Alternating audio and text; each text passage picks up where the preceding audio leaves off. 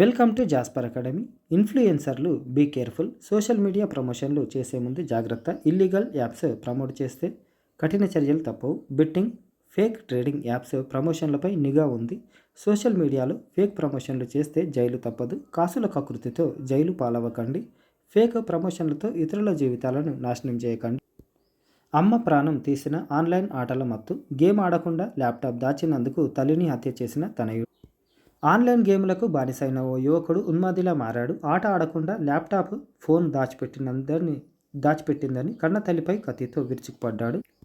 విచక్షణ రహితంగా దాడి చేసి పొడిచి హత్య చేశాడు. ఆన్లైన్ గేమ్ల మత్తు ఎంతవరకు తీసుకెళ్తుందో తెలిసిపే ఈ ఘటన విశాఖలో కలకలం రేపింది. మొబైల్ గేమ్ ఆడొద్దు అనడంతో రైలు కింద పడి ఆత్మహత్య.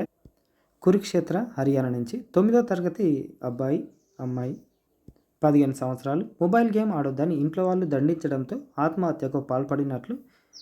ఇది మొబైల్ గేమ్స్ విపరీతంగా ఆడుతున్నందున చదువు పాడవుతుందని బాలుడిని ఇంట్లోని పెద్దలు వారించినట్లు చెప్పారు. ఇదన్నమాట పరిస్థితి. ఆన్లైన్ రమ్మీకి యువకుడు బలి. ఆన్లైన్ రమ్మీ ఆటకు అలవాటు పడి పెద్ద మొత్తంలో నగదు నష్టపోవడంతో ఓ యువకుడు ఆత్మహత్యకు పాల్పడిన ఘటన. కొన్ని రోజులుగా ఆన్లైన్లో రమ్మీ ఆడుతూ సుమారు 5 లక్షలకు పైగా నష్టపోయాడు. పిల్లలు, పెద్దలు, తల్లిదండ్రులు అందరూ ఒక్క విషయం గుర్తుపెట్టుకోండి.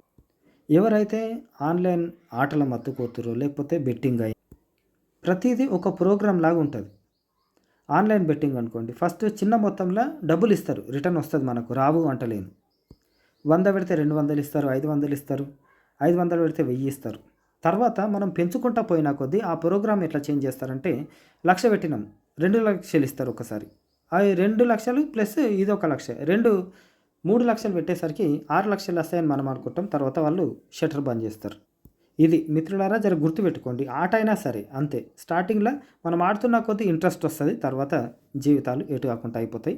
దానికి అడిక్ట్ అయిపోయి అది ఆడకుండా ఉండలేని పరిస్థితి. ఈ అబ్బాయి ఏకంగా వాళ్ళ మమ్మీనే చంపేసిండు అన్నమాట. ఇటువంటి సంఘటనలు ప్రతిరోజు జరుగుతున్నాయి. ఎక్కడో ఒక దగ్గర, దేశంలో ఎన్నో ఒక దగ్గర జరుగుతున్నాయి. ఖచ్చితంగా పేపర్కి వస్తున్నాయి. ఇవన్నిటికీ కారణం ఇన్ఫ్లుయెన్సర్లు. ప్రత్యేకంగా వీళ్ళే కారణం అని చెప్తలేను.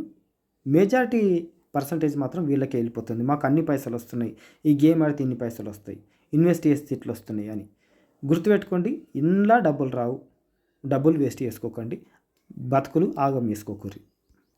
అదంతా ఫేక్. వాళ్ళకు మాత్రమే వస్తాయి, ఎందుకంటే వాళ్ళు ప్రమోట్ చేస్తున్నారు కాబట్టి వాళ్ళకు వస్తాయి, మనకు రావు. గుర్తుపెట్టుకోండి. జీవితాలు ఆగం చేసుకోకూరి, ఫ్యామిలీని పరిశాన్ చేసుకోకండి.